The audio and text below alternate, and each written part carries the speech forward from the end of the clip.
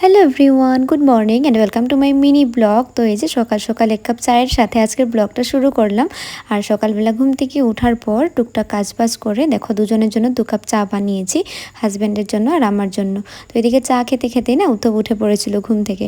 আর আজ জানো তো ওর না ভ্যাকসিনেশনের দিন রয়েছে। আজ একটা দুটো নয়, একসাথে 4টে ভ্যাকসিন রয়েছে। আর এরই মধ্যে দেখো মাসি আর কি ঘরে বানিয়েছিল ইডলি সাম্বার, দিয়েছিল টেস্ট করার জন্য। খেয়ে নিলাম, খেয়ে দিয়ে দেখো রেডি হয়ে আমরা বেরিয়েছি হলো হসপিটাল যাওয়ার উদ্দেশ্যে। আর ও দেখো রেডি করিয়ে যেহেতু দিয়েছি, ভীষণ খুশি বাবু। টাটা দিচ্ছিল, ভাবছিল কোথায় হয়তো ঘুরতে যাচ্ছি, কিন্তু ও তো জানে না কোথায় যে নিয়ে যাওয়া হচ্ছে ওকে, কিছুক্ষণ পরই টের পাবে। তো আমার জানো তো ভীষণ টেনশন হচ্ছিল, যেহেতু আজ অনেক দিন পর আর কি ইঞ্জেকশনের গুঁতো খাবে। এমনিতে তো ছোটো থাকতে প্রচুর নিয়েছে, ভ্যাকসিনও নিয়েছে। আর তাছাড়াও যেহেতু আর কি জন্মর পর 2 মাস মতো প্রায় ট্রিটমেন্টেই ছিল, তো অনেক আর কি ইঞ্জেকশনের গুঁতো ও খেয়েছে।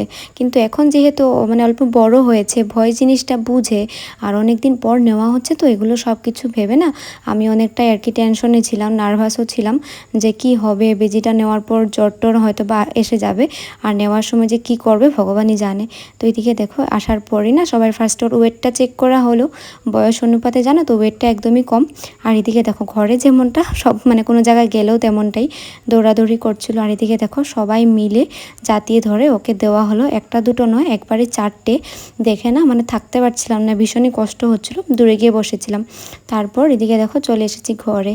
আর সকালবেলা যেহেতু রান্না করিনি, তাই এসে তাড়াতাড়ি করে রান্না বসিয়েছি, ভাত করেছি। আর এদিকে দেখো আলু আর বেগুন দিয়ে না মাছের ঝোল করেছিলাম। আর এদিকে ওরও আর কি শরীরটা যত সময় যাচ্ছিল আস্তে আস্তে আর কি গরম হয়ে আসছিল, জ্বর আসছিল, আর পাটা না অল্প ফুলে গেছিলো, ব্যথায় নাড়াতে পারছিল না। তাই দেখো বরফের জল টল দিচ্ছিলাম, আর ভীষণ কান্না করছিল। তো চলো ব্লগটাকে আজ এখানেই শেষ করছি, দেখা হচ্ছে পরের ব্লগে, টাটা।